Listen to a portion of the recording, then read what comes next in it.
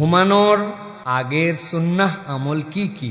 শুরুতেই কি ঘুমের দোয়া পড়ব নাকি অন্যান্য আমল করে তারপরে ঘুমের দোয়া পড়ে শুভ? দয়া করে মাসনুন বিষয়গুলি আমাদেরকে জানিয়ে দিবেন। প্রিয় ভাইয়েরা, রাতের ঘুমের সময় রাসূলুল্লাহ সাল্লাল্লাহু আলাইহি ওয়াসাল্লামের কতগুলো আমল ছিল। এর মধ্যে যদি আমরা দেখি 7টা জিনিস নবী করিম সাল্লাল্লাহু আলাইহি ওয়াসাল্লাম করে থাকতেন।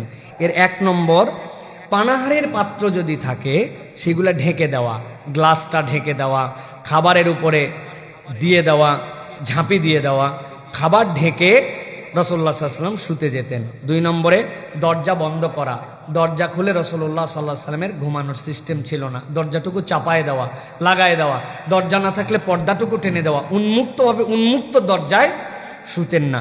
3 নম্বরে, সন্ধ্যাবেলায় নবীজি বলছেন বাচ্চাদেরকে ঘরের মধ্যে ঢুকায় নাও, এই সময় বিক্ষিপ্ত শয়তান জিনেরা বিভিন্ন জায়গায় দৌড়াদৌড়ি করে, এই জন্য সন্ধ্যাবেলায় বাচ্চাদেরকে ভিতরে নেওয়া এবং দরজাটাকে বিসমিল্লাহ বলে লাগায় দেওয়া, এরপরে প্রয়োজনে খুলবো, কিন্তু সন্ধ্যার থেকেই রাতের আমল শুরু হবে। প্রাথমিক যে আমি দরজা, পর্দা, গ্লাস এইটা বিসমিল্লাহ বলে টেনে দিব।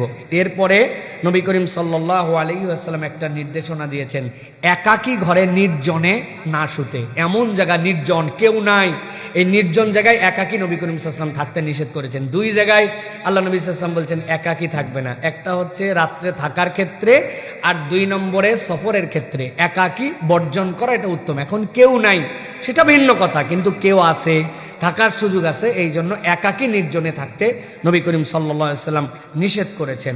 এরপরে বলেছেন ফাঁকা ঘরে, ছাদে তোমরা শুবা না। ফাঁকা ঘর একদম, পাশে কোনো পার্টিশন নাই, উন্মুক্ত খোলা, রাসূলুল্লাহ সাল্লাল্লাহু আলাইহি ওয়াসাল্লাম নিষেধ করেছেন। বিছানা ঝেড়ে নেওয়া, এটা নবী করিম সাল্লাল্লাহু আলাইহি ওয়াসাল্লাম অনেক ক্ষেত্রে নির্দেশ দিয়েছেন। অনেক জুব্বা, কাপড়, কোট অনেক দিন পর্যন্ত ঝুলানো থাকে, এইগুলার মধ্যেও বিতাড়িত শয়তান আশ্রয় গ্রহণ করে।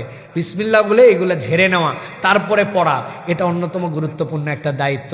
তো এইগুলা হচ্ছে ঘুমের প্রিপারেশন আমাদের জন্য।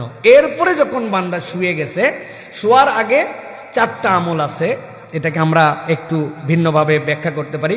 1 নম্বরে নবী করিম সাল্লাল্লাহু আলাইহি ওয়াসাল্লাম শোয়ার সময় আয়াতুল কুরসি পড়া মিস করতেন না। 2 নম্বরে নবী করিম সাল্লাল্লাহু আলাইহি ওয়াসাল্লাম সূরা বাকারার শেষ যে 2টা আয়াত, এই 2টা আয়াত ছাড়া আল্লাহ নবী সাল্লাল্লাহু আলাইহি ওয়াসাল্লাম কখনো শুতেন না। এবং নবীজি বলতেন একজন মানুষের জন্য সূরা বাকারার এই শেষ 2 আয়াত তার রাতের জন্য যথেষ্ট হবে। সুবহানাল্লাহ। এটা গেল। 3 নম্বরে সূরা ইখলাস, ফালাক, নাস এইটা পড়া, এইটা পড়ে রাসূলুল্লাহ সাল্লাল্লাহু আলাইহি ওয়াসাল্লাম শুতে যেতেন। এরপরে যেটা বলবো, দোয়া, যেটা নবী করিম সাল্লাল্লাহু আলাইহি ওয়াসাল্লাম 2টা দোয়া কন্টিনিউ করতেন। আল্লাহ রাসূল সাল্লাল্লাহু আলাইহি ওয়াসাল্লাম বলতেন, আল্লাহুম্মা আসলামতু নাফসি ওয়া আজ্জাহতু ইলাইক, আল্লাহ আমি আমার আত্মাকে আপনার কাছে সমর্পণ করলাম। আল্লাহ ও ওয়াজ্জাহতু ওয়াজহি ইলাইক, আমার মুখকে আপনার দিকে করে দিলাম। তার মানে আপনি আল্লাহর কাছে সমর্পিত হতেন। এরপরে রাসূলুল্লাহ সাল্লাল্লাহু আলাইহি ওয়াসাল্লাম বলতেন, আল্লাহুম্মা বিইসমিকা আমুতু ও আহিয়া।